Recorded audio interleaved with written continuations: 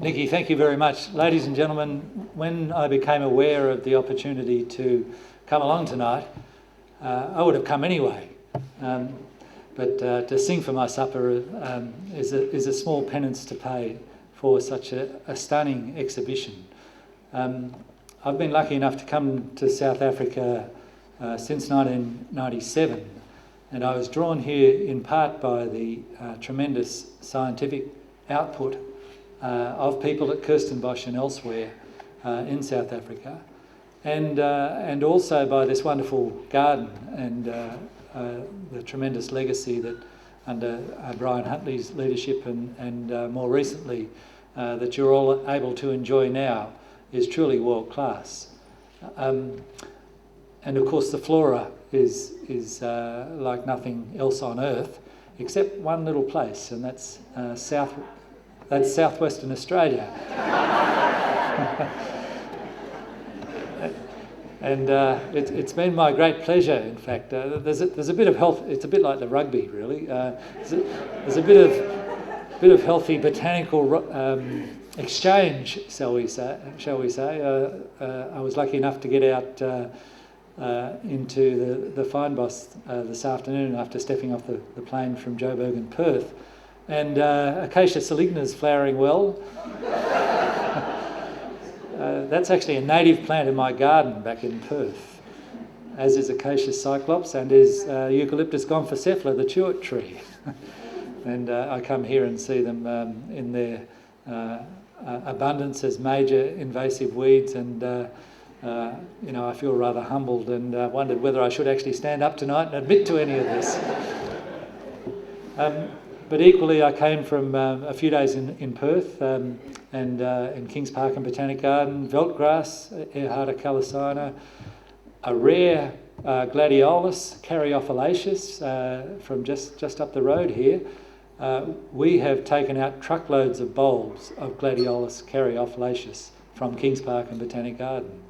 It's just, these few examples just illustrate what happens when we as a species move things around, particularly in the southern hemisphere.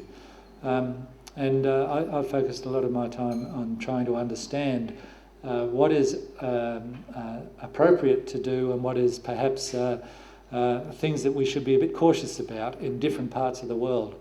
The more I look at places like here in southwestern Australia, the more I think they are very special places indeed, and how they're managed is not the same as how they should be managed, how other places are managed on the planet, and many of the lessons learnt elsewhere may or may not be transferable. That's the reason I'm here, to prosecute some further scientific research with colleagues. But to see this glorious exhibition was just outstanding. At the Royal Botanic Gardens Kew 2 years ago, we opened the Shirley Sherwood Gallery for Botanical Art, and this is the first botanical art gallery on the planet, I believe, that's permanently dedicated for that purpose. And you'll be pleased to know that South African artists are very well represented in the exhibitions that occur there. There is an outstanding contribution that's come from the botanical art community here in South Africa. And also, I would say, mirrored and collaborated by the botanists here. The publishing tradition is really extraordinary, I think, and puts to shame many efforts coming from rather better endowed countries in the Northern Hemisphere.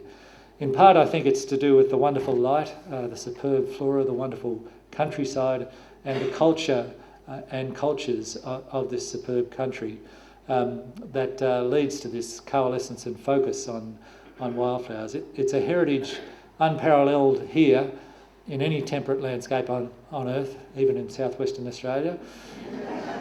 Though we're working hard to try and describe as many species, and we might catch up one day.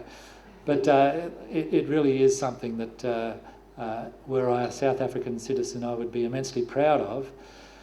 The other element, and it's exemplified, I think, by the focus of this exhibition, the focus on rare and endangered plant species, or plant species that are of limited geographical extent, I think is a sobering exercise, But many of the colleagues that I speak to outside of the botanical world often come up with, so what? You know, doesn't matter. There are many endangered species on the planet. We all know that. What does it matter if one or two of these go extinct? And I really think we are at a turning point in terms of our relationship with the natural world and with plant diversity in particular. I would like to think we're at a turning point, certainly, and I would suggest that if we don't grasp the nettle, then the future for the Western culture, which is enjoyed here in this city and many other places on the planet, is, I would suggest, limited indeed. We have to come to terms with biodiversity and with living on land and water in new ways. Many cultures have achieved this, and many long-lasting cultures have exemplified it well indeed. But clearly what people have done in the past isn't quite relevant to what we must do now and into the future.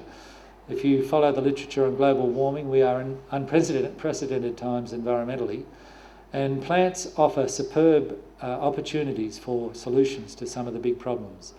Plants absorb carbon. They are the cheapest source of removing carbon from the atmosphere, and we need a bit of accompaniment. I think that's probably the hurry-up call for me to wind up, is it? I just wanted to say that I think plants offer a tremendous range of solutions. You know, if you reflect on what we eat, what you're eating tonight, about 12 species of plants provide 80% of what the world consumes in terms of plants, and yet we know there are 30,000 edible species of plants on the planet. The dozen mainstream crops are going to be under increasing pressure with climate change, and minor crops are going to become increasingly important in different parts of the world, and already are for more than 1 billion people on the planet who rely on minor crops or indeed wild sources of food as supplementary nutrition. It would be sheer folly for us to continue to destroy the wild parts of the planet as we expand commercial agriculture, as we expand cities. What we have to do is learn how to live with and encourage wild plant diversity, or semi-domesticated wild plant diversity. And I think if we can develop that sort of relationship, then a much more sustainable future for city life and for life as we know it is possible. This exhibition to me really highlights the important connection. There are people here who dearly love plants. It's evident in the quality of the work that you see. I'm really bowled over by the diversity of art forms that are featured here, not only paint, oils and watercolours, but ceramics as well, and the diversity of artists and approaches to displaying the wildflowers here in South Africa. I can only say congratulations to all involved, to all of those who have organised the exhibition, to the wonderful artists who contributed. The quality of the work really is world-class in my opinion.